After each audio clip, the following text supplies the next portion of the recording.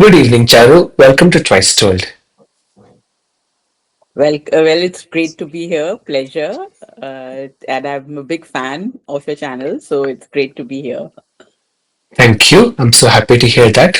I'll start off by introducing you to the idea behind Twice Told. So, Twice Yes. Told is an exchange between author and reader. Basically, we discuss a set of ideas, revisiting it if necessary, and we come back with new learnings from it.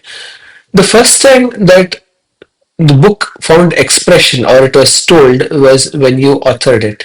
You must have had different variations of it in your mind or in those various drafts that might still be sitting in your computer, but it Yes. was told the first time it was published. Hmm. I developed a set of impressions when I read it the first time, and now that author and reader we are sitting across from each other and discussing this book, that's how the book becomes truly twice told. Yes. I love the name. Hmm. Thank you. Thank you. So, my first question is going to be, tell us about yourself and why did you choose this particular field of gender studies in academia? I consider myself a feminist historian of modern India, and over the years, my research has consistently engaged with certain interconnected themes. So, for example, I have been particularly interested in tracing how Hindu patriarchies were reconstituted in early 20th century North India and how gender dimensions of caste dynamics operated in tandem with the rise of an assertive Hindu nationalism. And I think this form of nationalism, while it sought to incorporate Dalits within a hierarchical Hindu fold, actually was quite ridden with contradictions.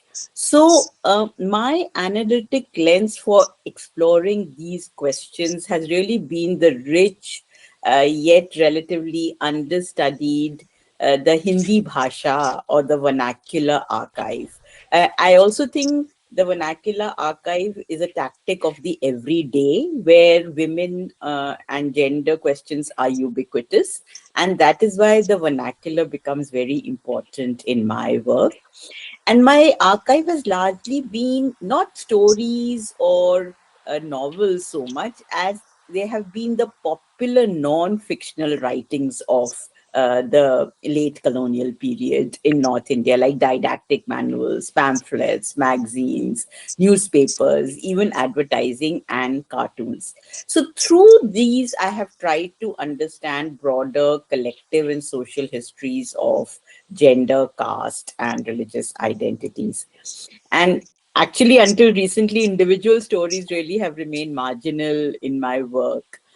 So I think my this current book is actually a departure because here I'm trying to write histories of the social through narratives of the self. I'm also drawn here to personalities who were not canonical writers, who were not so famous, and they still carved a space for themselves. So that is the broad trajectory of my work, and it is how this book, in many ways, is continuing my previous work. Understood. So, is it correct to say that Hindi Hindu histories is a successor to sexuality, obscenity, and community? I would say that it is both a continuation of it and it is a departure from it in many ways. So it continues my engagement with the Hindi public sphere, with vernacular modernity, with intersections of caste, gender, religion.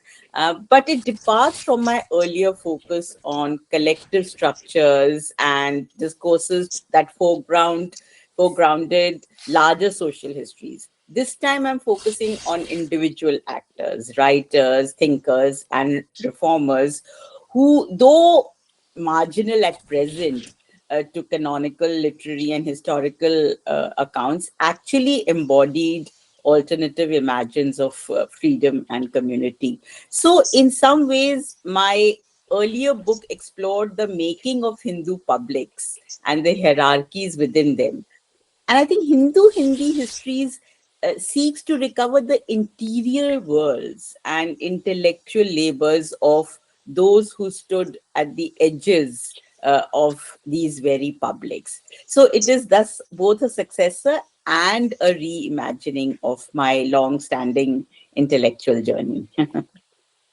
That's absolutely amazing. May I ask, how did you narrow down on these three individual actors? How much did you have to explore national archives or perhaps memories and discussions with people from that time? So actually, when I began this project, I had a much longer list of 8 people. I thought I would look at some fascinating figures that I've come across in my research in the last 35 years. But I soon realized this was very ambitious because then I narrowed it down to four. And there is a logic behind why I narrowed it down, which we can discuss later on. So I focused on Santram B.A., who was an anti-caste crusader and translator, and Yashoda Devi, who was one of the first women Vaidyas, and she wrote prolifically on Ayurveda and domestic health. The other two protagonists were Swami Satyadev Parivrajak. He was a maverick travel writer and Hindu nationalist monk. And finally, Satya Bhakt, who was a radical communist who tried to reconcile Marxism with Hinduism. So initially, I thought I would get nothing on these characters, and but when I started exploring the archives, which actually took me to the lanes and small libraries of Allahabad, Lucknow, and Banaras, and it also took me to, actually, when you start digging, you really come across it. Took me to various archives in Delhi itself and even to the British Library. And there I discovered, their autobiographies, their pamphlets. All of them wrote more than 100 books. So it is really, they were self-fashioning themselves as educators, reformers, visionaries, and they all in different ways came together in this book. And that is why I had to confine myself to four, because it was difficult to look for the material, because many of them were writing in not just books but also writing in the journals of that time. Many of them are very difficult to locate. Some of them, the copies are very fragile, and so just discovering that archive took me considerable time. But once I had it, it was just too much. Actually, I could have written a book perhaps on each of them, one book, but then it would have been a different book, and I wanted to bring them together in certain ways, and that's how they came together. Understood. Would you say it's a failure of community that these four individuals who, being prolific authors and tried to shape society, now have now been forgotten or marginalized so much? I would say that in their times, actually, they were quite well known. But what has happened is, when we are looking at literature, then especially Hindi literature, we tend to focus on canonical writers and especially fictional writers. So we will have a lot of material on, say, a Premchand or Harish Chandra, or we will have on Agye, or on those kind of canonical writers. And there has also been a lot of focus on fictional writers, but and also there has been this larger kind of an argument, which I have also made earlier, that mm, as there was a sharpening of community identities, linguistic arenas were mapped onto religious identities. So like Hindi was mapped onto Hindus, and so there has been very particular kind of studies in even in historical narratives. Either it's linked to the larger questions of nationalism or those who were involved in social reform movement, etc. But lots of other writers who were really famous on their in their time have fallen off the grids, and they were because they were not canonical writers. They were not writing fictional narratives. They were actually extraordinary prolific publicists, but the way in which history has been written, the way in which literature has been, brought to the arena. They have become really footnotes of history and literature and have been rendered marginal. So I think it's the way in which we have structured our disciplines, and it is also because we have tended to focus on big and major events and major figures, while we have forgotten the kind of much more plural ways in which Hindi discourse was being articulated, heterogeneous ways in which it was being articulated, and also how there were various ways in which the social, the political, and the personal intersected. And I think these figures represent that. I'm glad and thankful for your authorship on this subject. So I'll start off with Santram BA. What do we know about his childhood and formative experiences? So Santram BA was really a remarkable figure. Now, if you'll ask a lay person, if or even a general historian, do you know Santram BA? They will say they don't, and if they say they know him, they will just recognize him from the notorious fact that he invited Ambedkar to deliver a keynote address in this organization that he formed, Jat Pat Todak Mandal, in 1922, and that had to be cancelled because of opposition from within, and that became Ambedkar's classic annihilation of caste. But I think there is much more to Santram BA. He was a Hindi writer, he was an anti-caste reformer, he was a social thinker from Punjab. He lived for more than 100 years, 101 years, from 1887 to 1988. He begins writing in 1912, and he went on to publish more than 100 books and book pamphlets. He wrote more than hundreds of articles in all the leading Hindi journals of the time. He also wrote his autobiography in 1963, which is actually both a personal and a political document. It's a powerful account of how someone from a marginalized background, he was a Shudra in the caste hierarchy of Punjab, and how he uses education and to transform his life and writing. And he was born in this small village called Purani Bassi in Hoshiarpur district. His father was a trader with links to Yarkand and Ladakh, but the family belonged to this Prajapati Shilpkar Kumhar community, which has a Shudra status in Punjab's hierarchy. And Santram grew up acutely aware of this kind of social stigma.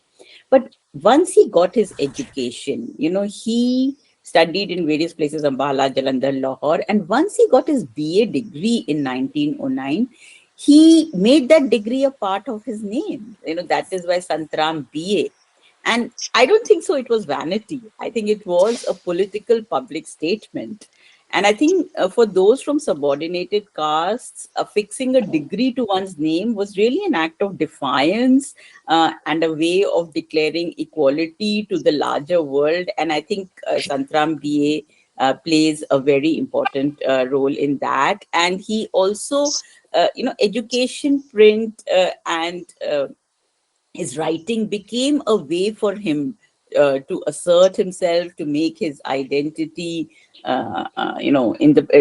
articulate his identity in the public sphere.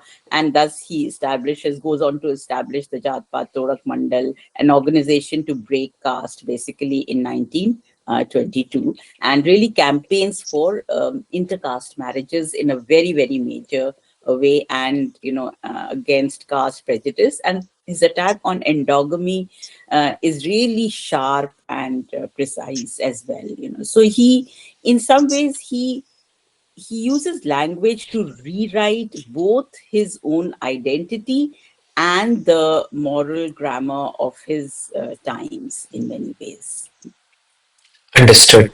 Now, do we know why did he choose Hindi over Punjabi, assuming that he may have had greater exposure to Punjabi growing up?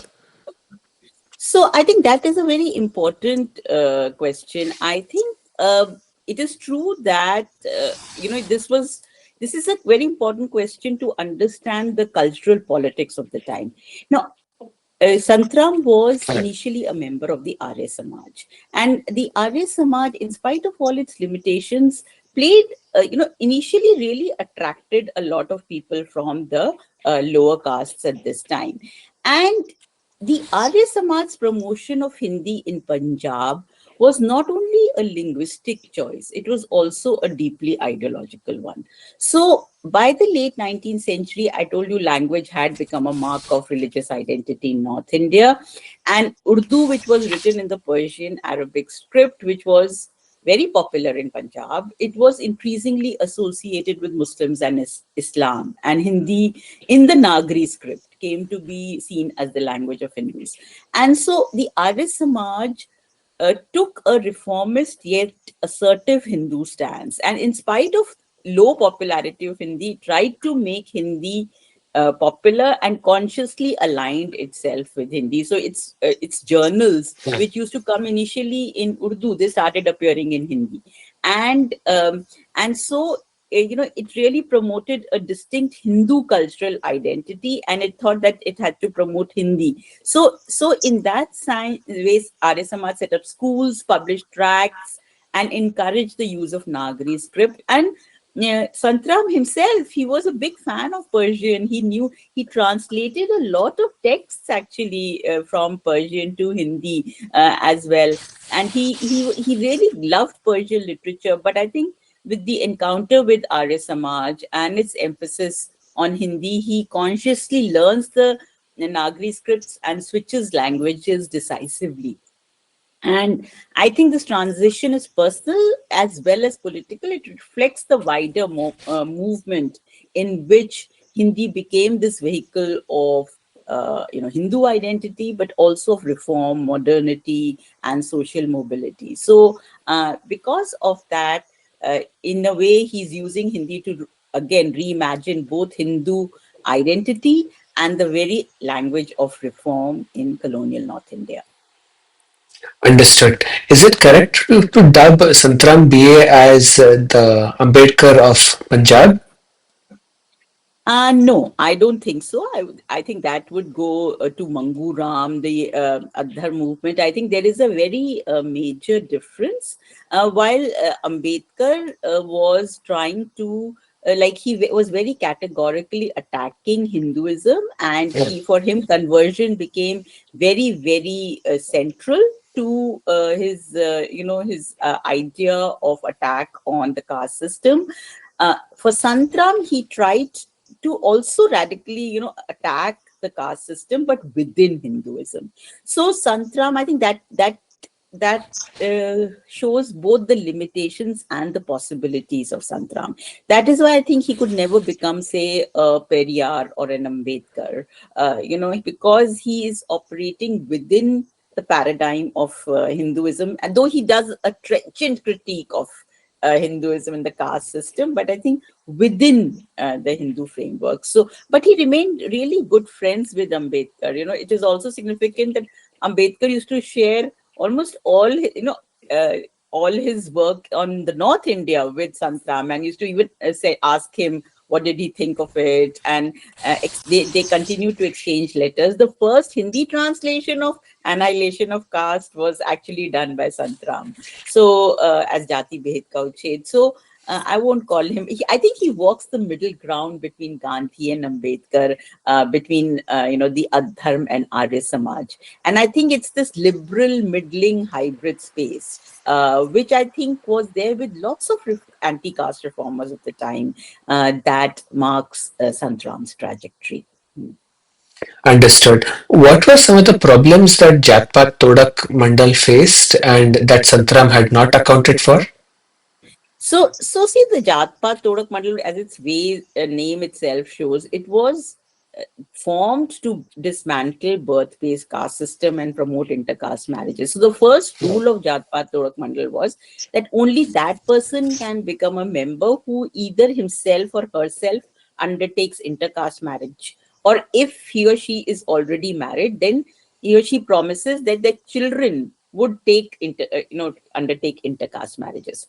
Now, theoretically, while the Arya Samaj is supporting the dismantling of caste, in actual practice, they are very, very uncomfortable with these roti beti ties. The question of marriage and food. Those are the two central things that, Arya Samaj is very uncomfortable with. And of course, the orthodox Hindu circles are completely against the kind of program that the Jatpat Todak Mandal puts up. And also, Jatpat Todak Mandal, unlike the Adhar movement, which is much more popular actually, is a smaller base movement, but it is among the urban intellectuals and middle classes. So it has a different kind of voice. And what happens is that because of Santram's Shudra background, because of his open advocacy of intercaste marriages, there was a lot of personal vilification as well as a great attack on the Jatpat Todak Mandal, saying that he's threatening the Hindu social order. In fact, critics described Santram's writings in casteist and abusive terms, revealing the depth of social prejudice that he faced. There were lots of articles written. Even somebody as progressive as Suryakant Tripathi Nirala, he also opposed his, Santram's advocacy of interdining and marriage between so-called untouchables and upper caste. So in that sense, and there was this whole, and Jatpat Todak Mandal really faced a lot of financial difficulties. I remember I read this case that Jugal Kishore Birla said that it will offer this Jatpat Todak Mandal a lot of money, but they should change their name to Hindu Samyavad Mandal, which is like Hindu Equality Society. So Santram bluntly refuses, saying that this would compromise the organization's radical edge. So I think by 1924, the rift between Arya Samaj and Santram had really deepened irreparably, and Santram really lamented that the Mandal's energies were being consumed by defending itself against both orthodox backlash and against Arya Samaj. So I think he was later also attracted to Buddhist ascetic traditions. He doesn't write this anywhere, but I have heard this in 2 or 3 interviews that I took, that how he was attracted to to Buddhist asceticism in the later years of his life. Understood. How is it that Santaram reconciles Hinduism and his anti-caste practice? So Santram's position is both, I think, complex and precarious. He is seeking to challenge caste discrimination from within the framework of Hinduism. So, and as I said, this is reflecting both his limitations and his possibilities. So he's influenced by Arya Samaj, yet he's deeply conflict with it also. And what he does is he partially draws from Hindu texts to promote intercaste marriages by showing how various texts are doing it. He also uses texts selectively to show that actually, and there has never been a problem about intercaste marriages and they are perfectly acceptable. But he also critiques the Shastras and Manu and Manusmriti extremely. Like, there is such a strong critique of that as well. So I think it is this kind of a complex, space between devotion and dissent of Hinduism that he occupies. I think he believes that Hinduism could be reclaimed and democratized from within.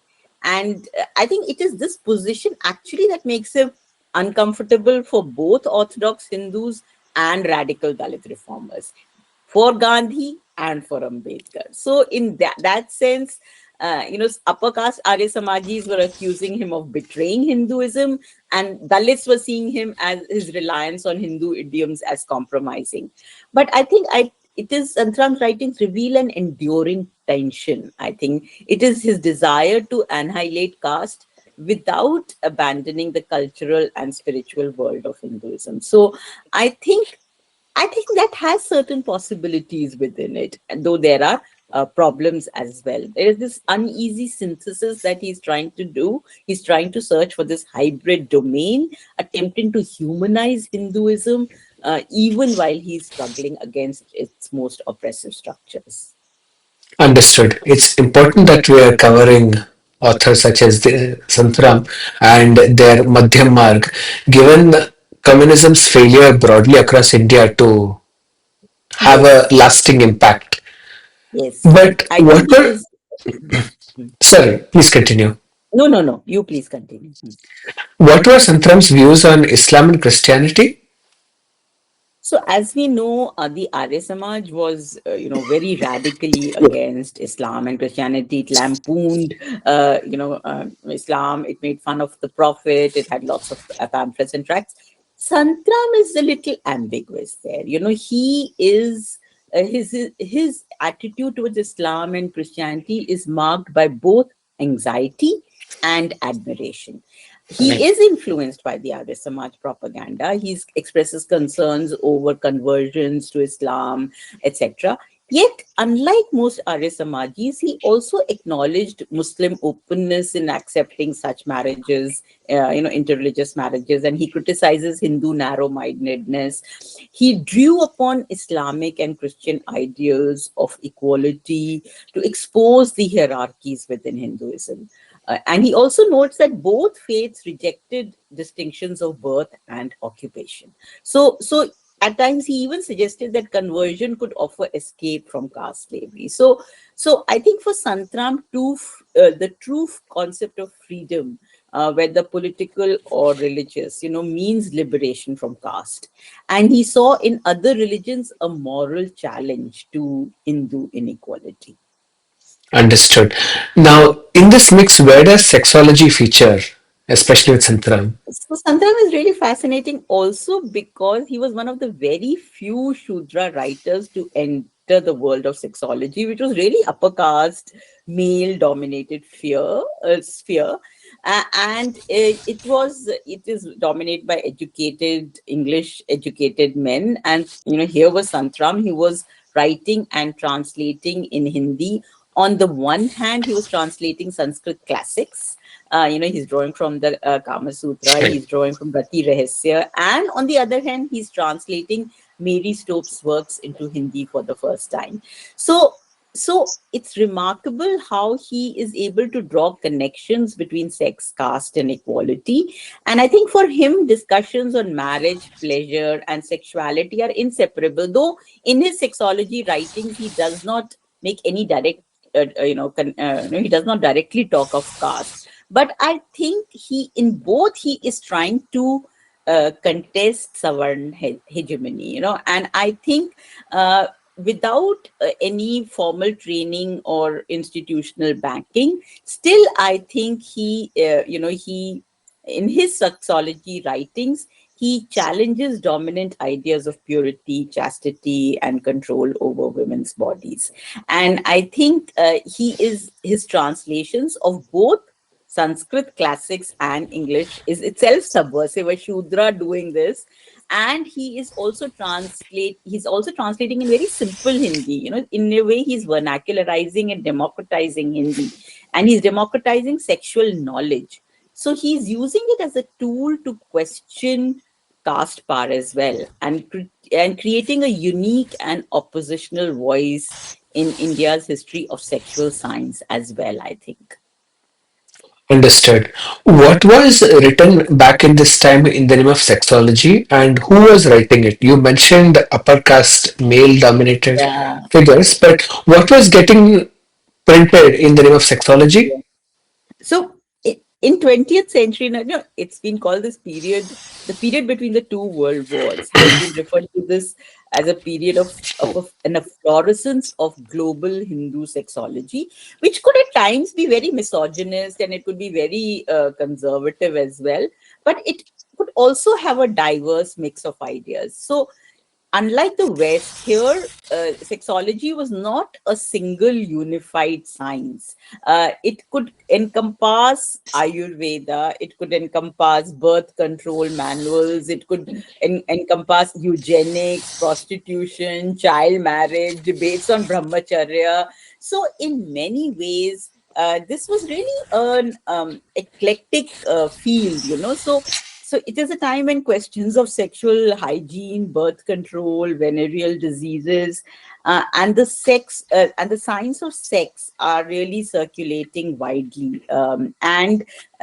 Sex matters uh, became a point for both reform and also of fascination. So in that sense, I think what is happening is this wide vernacularization of sexology. It is vernacularization of sexology is making intimate matters being offered to a wider sphere. So on the one hand, this literature could be quite misogynist at times, but I think writers like Santram are also popularizing something which was considered only to be read by the elite. So in many ways, sexology here does not mimic Western models. It is a hybrid form, which is a borrowing from Indian, erotica, modern science. Its range is fluid. It could so words like Kama Sutra, Kok Shastra, Riti Shastra, Rati Kriya, these became everyday substitutes for sexology. They are really signaling a continuity with older traditions of erotic knowledge. And actually, contrary to the idea that Kama Sutra was no longer popular, in India, that's not true. You see a vibrant life of popular Hindi writings, which claim to be drawing from Kama Sutra. They may be doing it in a very fraction kind of a manner, very selectively, or they're just using the name Kama Sutra to escape charges of obscenity. So I think there is a messy terrain of sexology that flourished in early 20th century, at least in the Hindi speaking region that I am talking about. Understood. Now, were European books getting translated into Hindi on sexology at least? And was this having an equal impact, or were they superseding the Hindi Hindu versions of sexology? So I think the Hindi writers are, as I said, they're selectively drawing from Havelock Ellis, Mary Stopes, Sigmund Freud, Edward Carpenter, Richard Smith, E.H. Starling, Margaret Sanger. But their works are also getting slowly translated, even if not the whole thing, then in parts. The leading sexologists are constantly referring to Western sexologists, leading Indian sexologists, and actually they're using it to uphold a kind of male dominance and a kind of patriarchal, heterosexual kind of imperative in their works, drawing selectively from this. But what I'm saying is that the process of translation is not simply translation, it is also a process of interpretation. So while these Western works were seen as markers of modern scientific authority, they were also used to lend legitimacy to local discussions on sex, reproduction, and morality. And I think I would say in a elite circle, they are being referred to very often.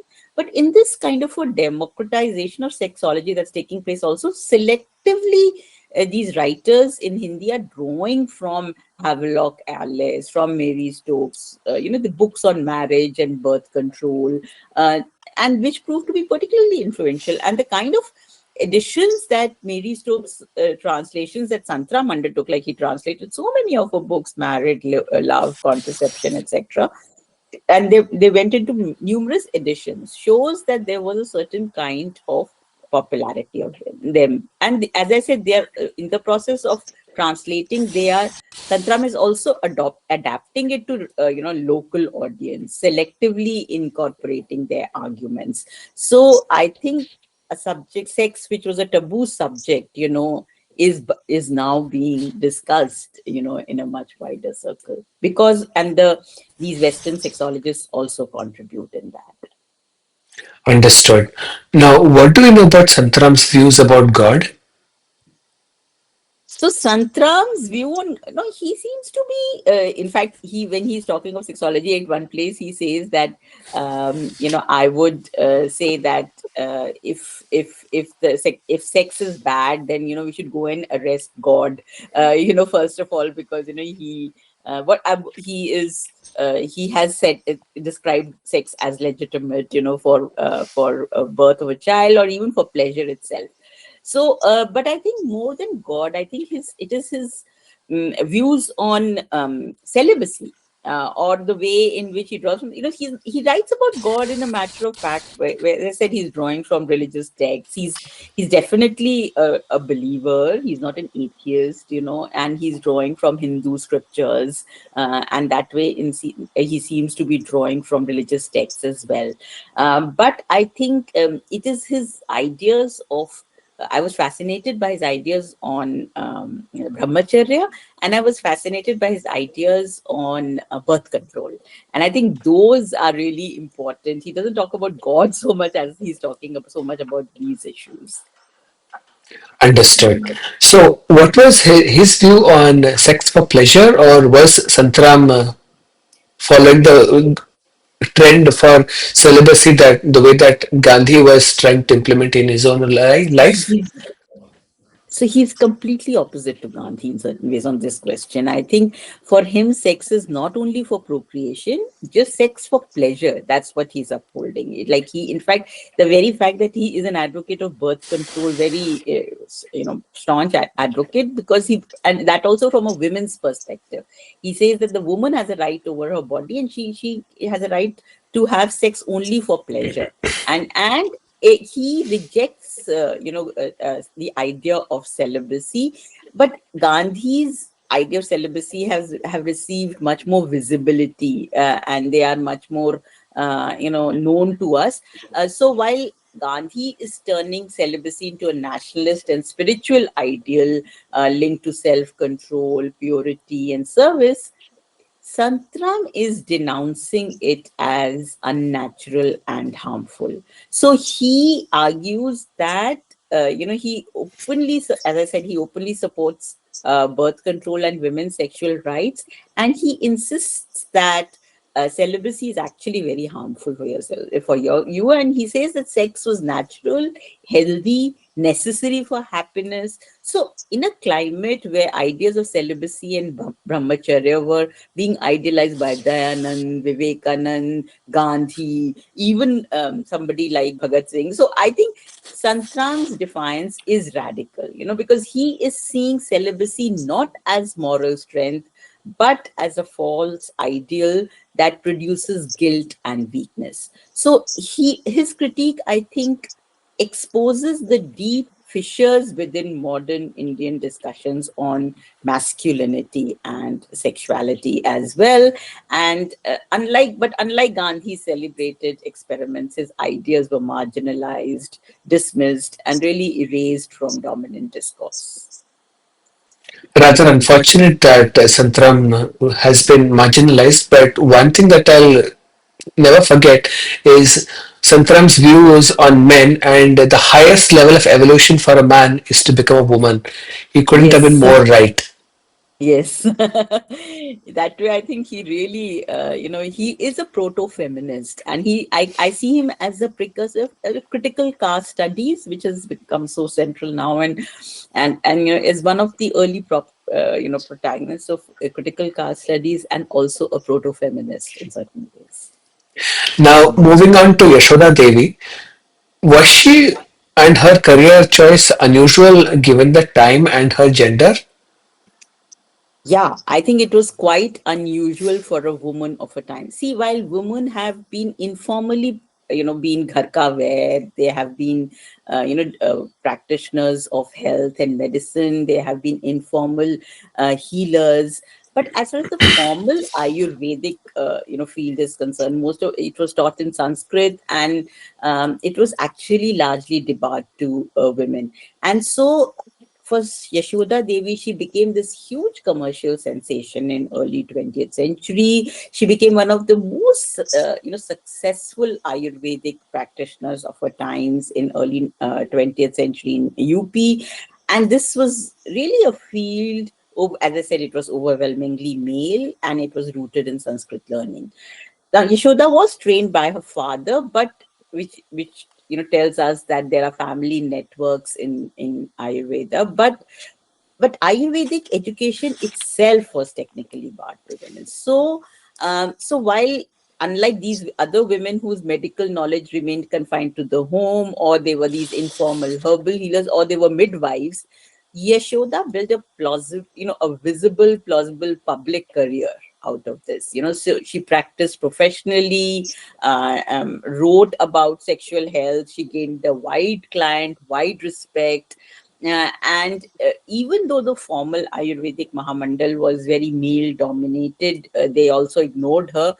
Actually, she was the agony aunt for a large number of women at that time. And so I think she is in some ways unique, though after her, I think there were many more dispensaries and clinics exclusively for women and based on indigenous medicine that did open up. So I think her trajectory was exceptional, but it also hints at a broader shift, the slow but steady entry of women, mostly from elite backgrounds, into public professions that had long excluded them. Understood. Are Yashoda Devi's practices still for continued in parts of at least Uttar Pradesh, if not the other parts of the Hindi belt? Well, that's difficult to say. Like Yashoda Devi died quite early, and after that, nobody from her family took it up. Um, and her books have really been out of print because even the family press, which published most of her books, is no longer. That also died actually with Yashoda Devi's death. So I would say that her books at that time they were very popular. One of the arguments that I make is that she is one of the most read women of her times in North India. I think the kind of all her books were going into like 10 editions, 11 editions, so many editions. And this is not stated by her. This is stated by the British archives. They used to compile this quarterly list of books. There, if you look at it, Yashoda Devi's name features ubiquitously. It's there, like on every second page, when you start looking at books on Ayurveda, etc. So I think I wouldn't say that they are, I would call her a precursor to Dabur, the present day Dabur. With the way in which she had this roaring practice and she became such a commercial sensation of her times. So I think there is a miniature Yashoda Devi perhaps lurking in all of us. And I think in that sense, we continue her legacy, but I wouldn't draw a direct link with the present and her past. Understood. Now, were Yashoda Devi and other Vaids like her competing against Hakims and Bhagats? Do we see this subtle caste angle here?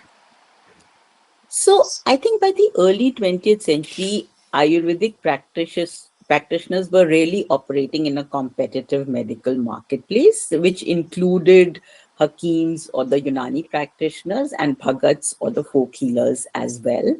And there was a rapidly expanding world of Western trained doctors against which all of them were competing.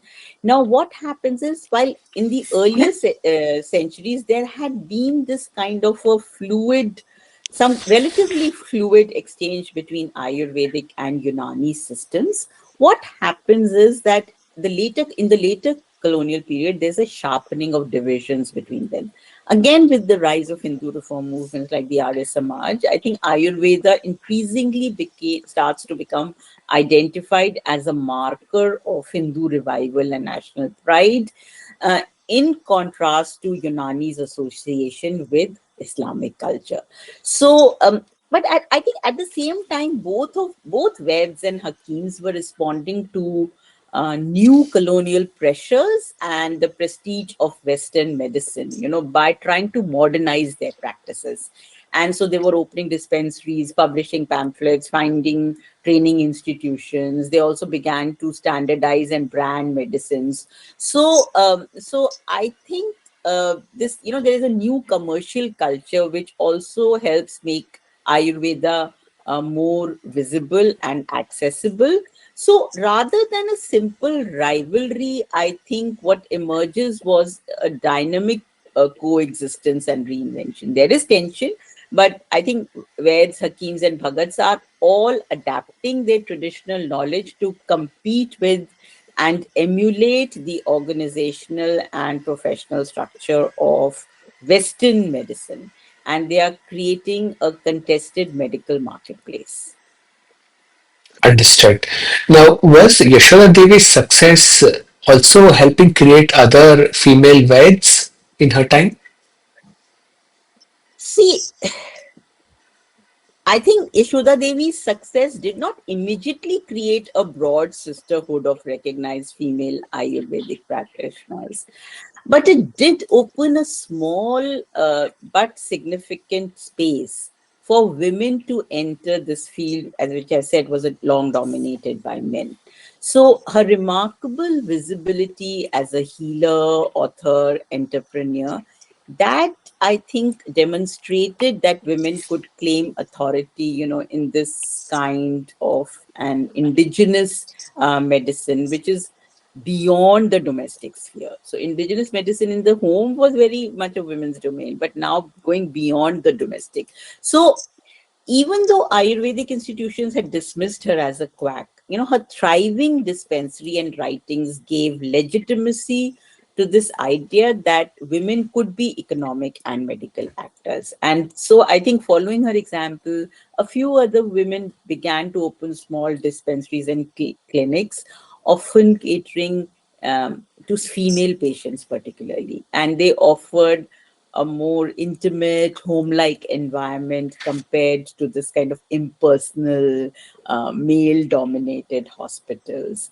And they were specially trusted for treating women's ailments. So I think there is a kitchen pharmacy model that Yashoda evolves, and she blends household remedies, folk knowledge, commercial enterprise, and I think that is provides a movement of legitimate women practitioners. And I think her success symbolically expands what is imaginable for women in medicine. So I think in that sense, she is contributing. She's transforming the healer's role from a domestic caretaker into a public entrepreneurial professional. And I think, and she's laying the groundwork for later generations of Ayurvedic women practitioners to gain respect and recognition.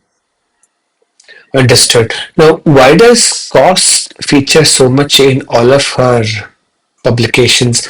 And broadly speaking, I see this trend played out across the Hindi landscape. The publications always invariably are accompanied by sasta or low cost. Why is this emphasis? This is a period of economic precarity. It is seen as a period of Kalyug when values of thrift acquire new meanings. So for Yashoda Devi, cost is of course an economic concern, but it is more than that. It is central to how she defined the values and ethics of indigenous medicine. So all these writers, those who are celebrating indigenous medicine, while there are deep problems with their celebration also, they could be sometimes very very quote unquote unscientific. They could also sometimes be very jingoistic, though Yashoda Devi doesn't do that. She adopts certain western methods very cleverly in her practices. But I think by repeatedly contrasting low cost remedies with expensive medicines of western doctors, these writers, they are making affordability a moral and cultural virtue. So Yashoda Devi's message was that Ayurvedic and home based treatments are not only more potent, but they are also more accessible. They can empower households, especially women, and they can take charge of their own health. These women can take charge of their own health. So, in that sense, I think this the cost question becomes very very important. So I think a good remedy was one that cured effectively and could be prepared cheaply, and it could from indigenous ingredients available at home. So this is tied also to the domestic virtue. Healing is being tied to domestic virtue. So the ideal woman, as I said, is both thrifty, she's a housekeeper, she's a competent caregiver. So there are problems also in this language. But I think by publishing these kind of affordable recipes, Yashoda Devi, along with many other indigenous healers, they're positioning themselves as both healers and entrepreneurs, who are marketing their knowledge as practical, indigenous, and democratic. So I think the emphasis on cost reflects both a critique of expensive colonial medicine and a claim that indigenous women led healing was morally superior and also more socially inclusive. Understood. Now, how much of Yashoda Devi's practice was drawing from ancient or medieval mandated methods, and how much of it was her own innovation? So while all of them claim to be, drawing from ancient practices, and they are, but actually they are very much innovating them. They claim to be drawing from it because that gives them a legitimacy and authority. So they are celebrating this supposed golden age of the past when people lived for thousands of years, everybody was healthy. So obviously it's a mythical construction, and they find in this argument a new kind of legitimacy.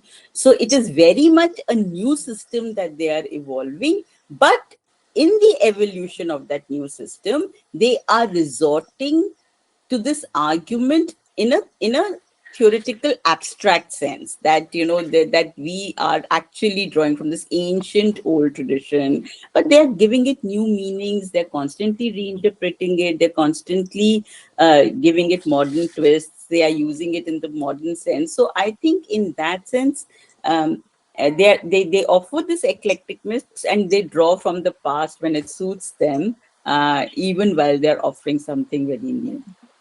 Understood. Now, speaking about militant vegetarianism and abstention from sex i- and limiting sex only to procreation, why were Yashoda Devi's views leaning toward the political, or was this just a matter of fact for that time and that social milieu? So first, I think you asked two questions here. I think one is this idea of vegetarianism. So I think Yashoda Devi is not. It's not an original idea in her. She's largely echoing the dominant trend of this kind of militant vegetarianism that gains strength in North India, especially in if you look at the Hindi cookbooks. And Yashoda Devi is also writing cookbooks at this time. So I think this ideology is also emerging in North India in particular at this intersection of cow protection movements, Hindu reformism, nationalist self-fashioning. Gandhi is also, advocating vegetarianism in different way, and so it is signifying purity, restraint, and moral superiority. And it is also a way of drawing cultural boundaries against the British, the Muslims, and the Dalits, whose meat eating habits are being stigmatized as impure and excessive. So I think Yashoda's writings are in some ways aligning with this rhetoric. So they like many other cookbooks, they also advise a celebration of vegetarian food as both hygienic and spiritually elevating for disciplining Hindu households. So I think this is a broad cultural project that is recasting the Hindu kitchen as a cradle of virtue and self control. I think there was another question that you had asked, So, which was, her views on abstention and sex only limited to procreation. yeah. So I think there she is very much within a reformist mold. She's also, I think, imposing self censorship on herself. At this time, there is this kind of a wider argument that, as I said, even in the case of Santra, when I was telling you that there is this larger argument at this time that sex should be only for procreation. And I think Yashoda Devi is very much cast within that mold where she believes that, there is, so in that sense, she is very much positioning herself as a woman who attacks men as well. Like she's talking of marital rape at a time when nobody. She's talking about consensual sex. She's also constructing a heterosexual ethics, but it very much rests on procreation. She is not in favor of sex for pleasure, but she also thinks that men are imposing themselves too much on women, and women have a right to say no, and that women should say no because sex is to be limited to procreation. So in that sense, she is very much with the limits of a conservative Brahmanical Ayurveda are the limits of Yashoda Devi as well. So she is very much, limiting her argument of sexology, in which she is asking sex only for procreation. But she's in the process, she's also seeing men as the evil beings, as imposing themselves on their wives' bodies. And that I think is important. Understood. Do we know if Yashoda Devi made comments against Santram? No, actually, in my right, I haven't come across any direct exchanges between them. So I'm not, and I've read quite a lot. I think the Hindi print public is so heterogeneous, and they all are really not. There are some references to in Santram's work. I saw one reference to Satyadev Parivrajak. I also saw a reference of Satyadev Parivrajak in Satya Bhakt's work, but really, I don't see them actively in conversation. No. Okay, okay, understood. Is this also the time of Yashoda Devi that the Bhabhi term or discourse around Bhabhi, does this congeal at this? Is it because of So I Yashoda think Devi? no, I think the Bhabhi trope wasn't new in Yashoda Devi's time, but it took, I think, additional meanings in early 20th century. I've discussed this in my earlier work also, that how ideas of respectable conjugality and domestic virtue were being redefined in this period, and how there is this new anxiety now around the Devar Bhabhi relationship. She that becomes a site of both moral anxiety and erotic fantasy, and how literature and various magazines like Chand and later cinema actually portrayed the Bhabi as a figure suspended between maternal affection and sensual allure. She embodied both virtue and temptation. Now, Ishoda Devi is redeploying this figure in her books within a moral and domestic framework. So in her recipe books, for example, the Bhabi emerges not as an object of desire, but as a nurturing, authoritative teacher. She's married, she's the experienced woman who guides younger women in cooking, health, moral conduct. So, in fact, the persona of the Bhabi is very closely modeled on Yashoda Devi herself, which allowed her to speak intimately to her readers while reinforcing norms of feminine duty and propriety. So, in many ways, Yashoda is domesticating and sanitizing the trope of Bhabi. She's projecting it as a respectable emblem of sisterhood, pedagogy, and middle class Hindu femininity. That's absolutely fascinating. Now, moving on to our third individual, Okay. Okay. Satyadev. Hmm. So, what do you know about his childhood and upbringing? And most importantly, was he from a very rich family that he was able to travel abroad from such a young age? Not at all. I mean, Satyadev is really fascinating because he's been hailed as this first star writer of modern Hindi literature, because he turned authorship itself into a form of being a public celebrity. So I think he actually belongs to a very middle class family of Punjab, and he has this kind of in that time, many families in Punjab, there could be, he belongs to the Khatri castes, and there were people like his grandfather. One person of the family could be a Sikh, one could be a Hindu, and out of Hindus also one could be a Shaiva supporter, and one could be a Vaishnavite, and one could be, not none of these, and play up the Khatri identity. So I think he's brought up in this kind of an eclectic background. But what happens is, because Satyadev Parivrajak was a ghumakkar in the true sense of the term. He loved traveling, and I think, he in his various travel logs, that's what he really wrote. He said that with 15 rupees in his pocket, he traveled to America. It was this desire to travel which took he traveled so much on foot.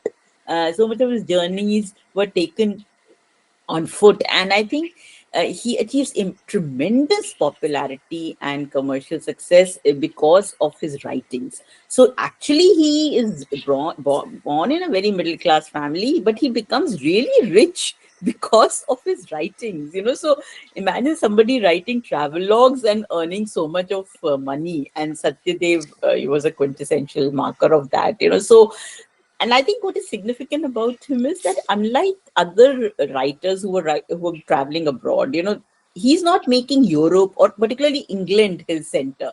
Satyadev's accounts are of the United States in the beginning. So he is offering a fresh, aspirational geography, that is less tainted by imperial hierarchy. So his conversations are vivid, and they're very written. He writes in a very conversational prose.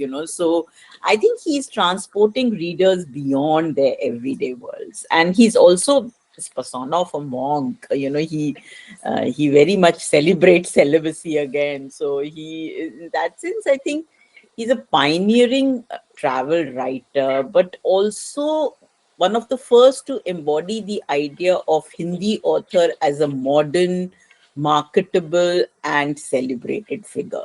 So he's really one of the earliest literary stars in that sense in the Hindi public sphere. Understood. My question is based because with 15 rupees in his pocket to be able to travel to the United States seemed a bit far-fetched that the cost of your third class ticket itself would be much more than 15, not to mention winter clothing and food and accommodation across the United States. So that's it. So he was helped by a lot of people. So somebody like he takes 15 rupees in cash, though he has his suitcase and everything. So he's really helped on the journey because he's a monk, because he is this persona of a sadhu, because he is projecting himself, and he could travel a lot on foot. In fact, he constantly states his poverty, like he's telling this dreams to millions that anybody can undertake these travels when I can, because with this less money in my pocket, I could trade. So all the people actually who went to the US or dreamt of going to the US, were quoting Satyadev Parivrajak because he became this kind of an ideal figure who went to the United States with such less money in his pocket, but his audience always remained in India. That's why he's writing in Hindi. He has no plans to settle there. He is very much addressing himself to a Hindi audience back home. But he has this wanderlust, and he travels extensively. In fact, he travels mostly on foot, even within the US. Understood.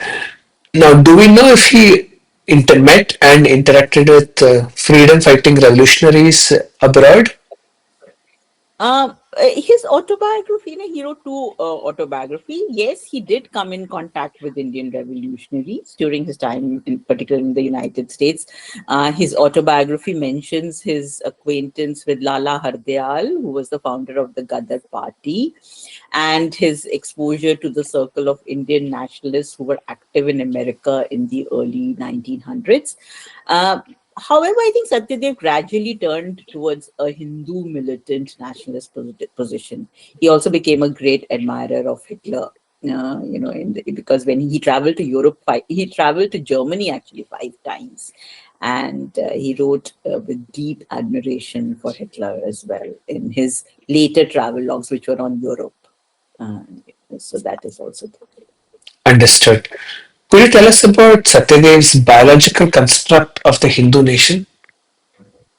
So Satyadev Parivrajek's idea of the Hindu nation, I think, was profoundly biological rather than territorial. So, though he traveled widely in the West, as I said, he chose to write only in Hindi, and he's communicating his vision of the nation as a living bodily organism. So he admires certain traits of the West like discipline, strength, industriousness, masculinity, but he is weaving that admiration into an assertive Hindu nationalism. So I think his travel writings become a performative political act whereby he maps gendered landscapes of freedom and power. So, at the heart of Satyadev lies this anxiety about the emasculated Hindu male under colonial rule. And to restore this lost vitality, he prescribes what might be called a masculinist recipe for national regeneration. So, reviving physical vigor of ancient Hindu heroes, etc. And as I said, this reaches troubling heights in his later glorification of Germany and Hitler. And so for Satyadev, the nation was not a geographical entity bounded by borders, but rather a biological body that could be molded, disciplined, beautified, and still his vision, I think, of freedom and beauty is deeply exclusionary because it is anchored in male physicality, in patriarchal ideals, in this troubling reverence for authoritarian strength, and also this vicious attack on Muslims as well. So Understood. Was he perhaps the pioneer in defining the Muslims as hypersexual, or was this idea already prevalent, which Satyadev Parivrajak then gave much more air? So, I think the trope of the hypersexual Muslim actually has a long genealogy. But I think it became more fixed and institutionalized again with the hardening of religious identities and from late 19th, early 20th century North India. And what happens is from this period onward, Hindu publicists, popular writers, they increasingly focused on the Muslim male, portraying him as a rapist, abductor, as a seducer of Hindu women. And this stereotype is actually drawing on older cultural myths, but it is gaining a new life through the rise of this Hindi print culture, which is blurring, some of it is blurring the lines between history, legend, and propaganda. And they present, Muslims as licentious, fanatical, etc. And and by the 1920s, the Arya Samaj and other Hindu reformist groups actually were producing a large number of polemical tracts, which maligned Islam and the Prophet. And Satyadev Parivrajek's writings, I think, are inheriting and reinforcing this discourse. So his depiction of the Muslim as morally perverse actually underpinned a vision of Hindu nationalism that equated freedom with Hindu masculinity and moral discipline. So for him, freedom is not universal, but it is restricted to the Hindu male subject. So the Muslim becomes its negation. He's the embodiment of excess, impurity, and unfreedom. So though both literature and reformist propaganda. In both of them, actually, the hypersexual Muslim is emerging as a powerful and enduring symbol in the cultural construction of modern Hindu nationalism. And Satyadev contributes to that. Understood. Was this out of ideology, or was this because the idea of Muslim hate sold more books? So, my question is, was Satyadev Parivrajak more or less aligned with RSS in this regard? So I think Satyadev's views, for example, on partition. they are closely aligned with the extremist Hindu position of his time, and they also overlap significantly with RSS's outlook. So, while initially he was friends with Gandhi, slowly he turns deeply hostile to Gandhi, uh, for whom he blamed for what he saw as a disastrous policy of appeasing Muslims.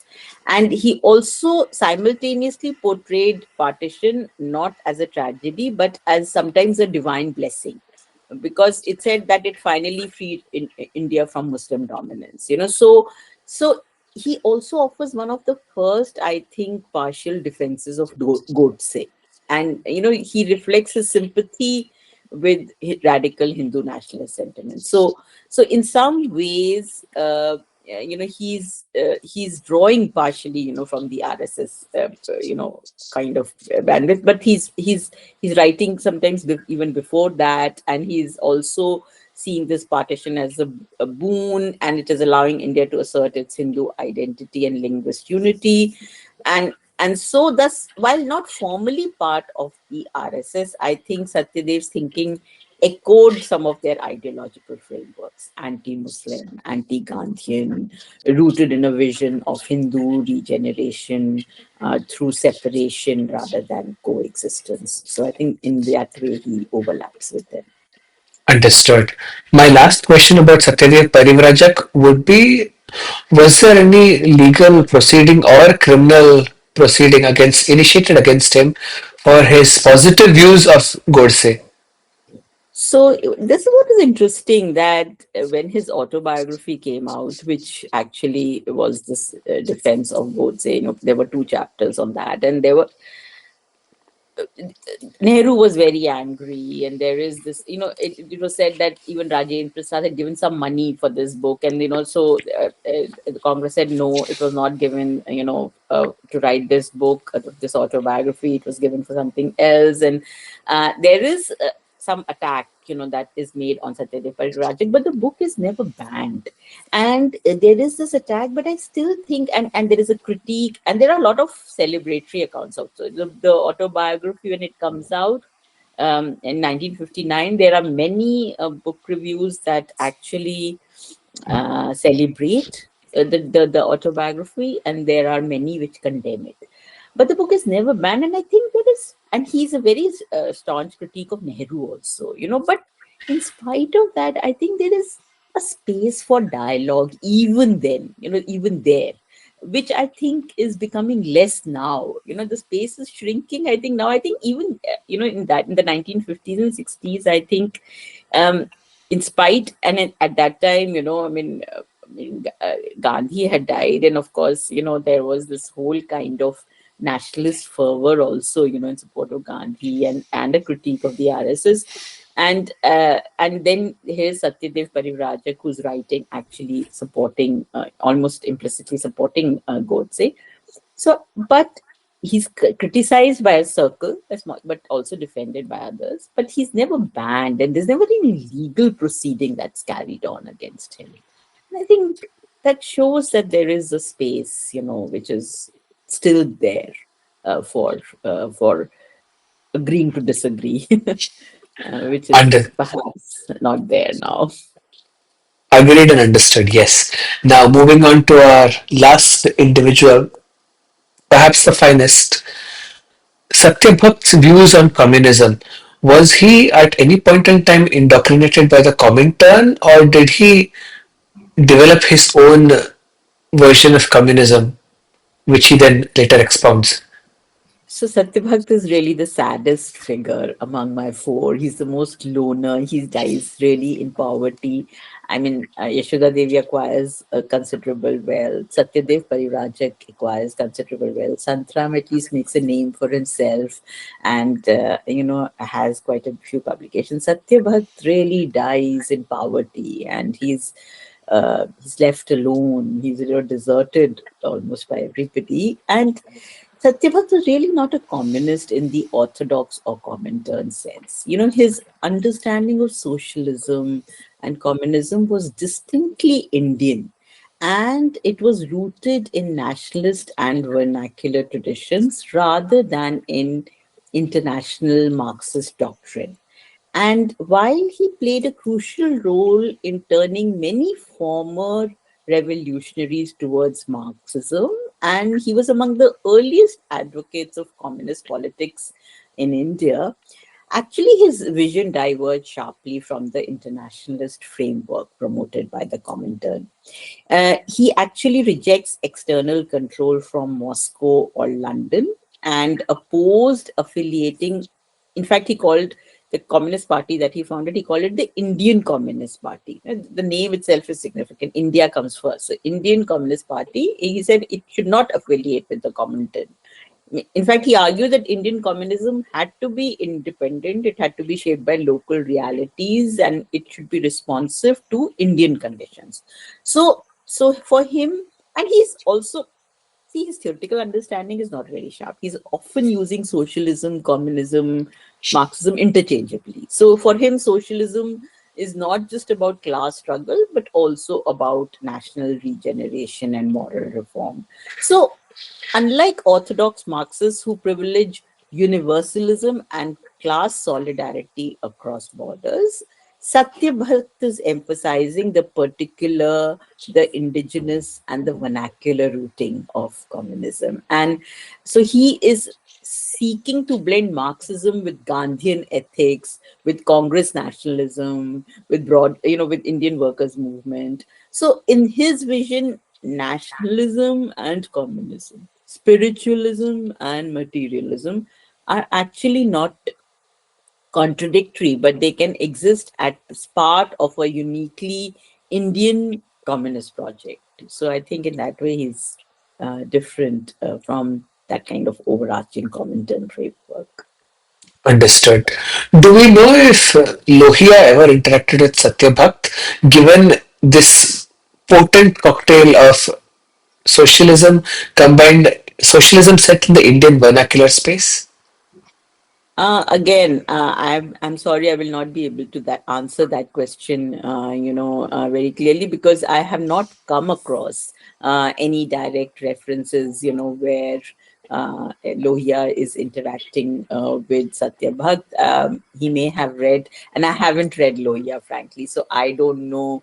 I mean, I know very cursory, very little about, I haven't done academic work on Lohia in that sense. So but myself haven't come across any direct reference to Lohia in Satyabhakt's work, at least. So, No problem. Now, speaking about Gandhi and Gandhi's views of Satyabhakt's Indianized version of communism, could you tell us something about that? so again, there is no record of Gandhi commenting directly on Satyabhakt or his idea of an Indianized communism. However, Satyabhakt was deeply influenced by Gandhi's moral force, and he spent a few months in his ashram. He translated Sarvodaya and Jail Ke Anubhav. These were Hindi translations done by him. And also between 1916 and 1920, Satyabhakt launched this Rashtriya Granth Mala, in which he published several inexpensive pamphlets on Gandhi's ideas. So, but I think what is crucial is that though he admired Gandhi, he was never fully convinced by his doctrine of non-violence or his spiritual idealism, and eventually he left the ashram of Gandhi, where he spent some years, with some unease. But I think, again, at the same time, I think though he turned to communism later, he remained respectful of Gandhi and he refrained from criticizing him publicly. And I think ideologically, Satyabhakt socialism differs from Gandhianism, but Satyabhakt continues to embody Gandhian values of simplicity, physical labor, moral self discipline. So his life and work reflected the broader pattern actually of Indian communists. There Anya Lumba also says that many of the early communists and socialists, even while rejecting Gandhian politics, they absorbed his ascetic ethics and spiritual vocabulary into their own radical practice. And I think Satyabhakt embodies that. Understood. Now, do we know if Dange Limay, Dandavati, and other communists were either inspired by Satyabhakt's version of communism, or did they interact with him? So most communists, actually, initially, some of the communists did join the Indian Communist Party, which Satyabhakt floated initially, but most leading communists like Dange, Nanpati Limai, and others actually dismissed Satyabhakt as, his ideology as flawed and deviant. And they criticized his break from the Comintern and particularly his opposition to M.N. Roy. He had massive differences with M.N. Roy, and they also differed from his efforts to give communism this Hindu inflected form. So in fact, figures like Muzaffar Ahmad even accused him of mixing communist ideas with communal and nationalist elements. And so he was marginalized and portrayed as a misguided or reactionary figure. But these condemnations actually overlook the plural and indigenous ways in which Satyabhakt sought to imagine communism in colonial India. Understood. It's an interesting expression that Satyabhakt uses the word Ram Rajya and in a communist setting. So, how does Satyabhakt's version of Ram Rajya play out? So for Satyabhat, that's very interesting. I mean, we know Ram Rajya has been used, by Hindu nationalists to mean something very different, and of course, it's very potent at present also. But for Satyabhat, there is this very provocative quote by him that the goal of communism is to establish Ram Rajya on earth. So, but I think he means Ram Rajya something very different. He uses it in a very different way. For him, it is a just, egalitarian, and harmonious society. So he is fusing Marxist ideas of equality with Hindu ethical and spiritual idioms. So he's one of the early Hindu lefts in some ways, and he's envisioning a future Satyug or moral utopia, actually, when he's talking of Ram Rajya. So, unlike orthodox Marxists, he is seeing no contradiction between religion and socialism. Rather, he's using the language of Ram Rajya to translate communism into familiar, vernacular, and accessible terms. So his idea of Hindu communism actually links spiritual values with material justice, and makes the communist dream actually intelligible to a section of Hindu audiences. So that is how he uses it in a very different way, I think. Understood. My last question would be about Satyabhakt's version of Ram Rajya, and why is it that Indian political politicians who followed after post independence never took up this mantle the way that Satyabhakt defined Ram Rajya?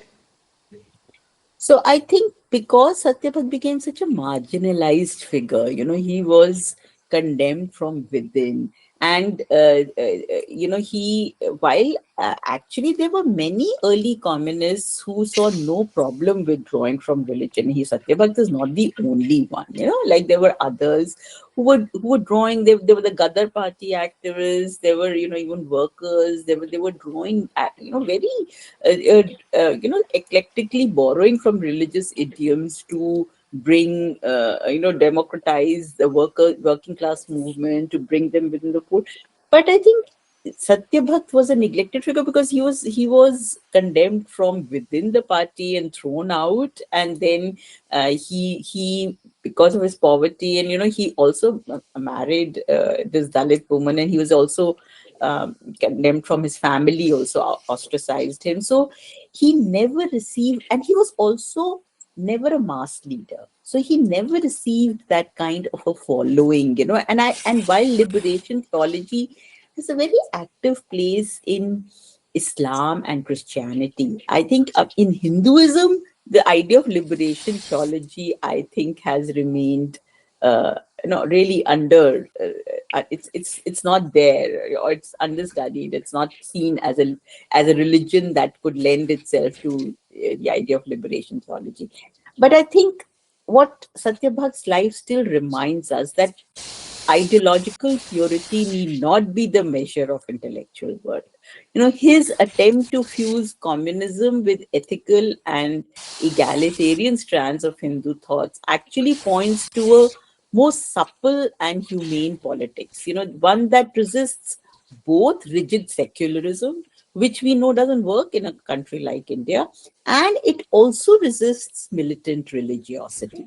So, in his moral courage, compassion, and creative imagination, I think Satyat Bhakt offers us a lesson for our times, that plural, hybrid, and emotionally resonant vocabularies can still anchor visions of justice and fraternity. So I think revisiting him today invites us to imagine a multi religious, tolerant, and socially liberal future, which is grounded in dialogue rather than division. So, that I think is an important contribution of his that we perhaps need to revisit. What a beautiful construction that is, Charu, and what a lovely way to end our conversation tonight. Thank you so much. Thanks a Would lot. you would you perhaps in the future be authoring a book on Satya Bhakt?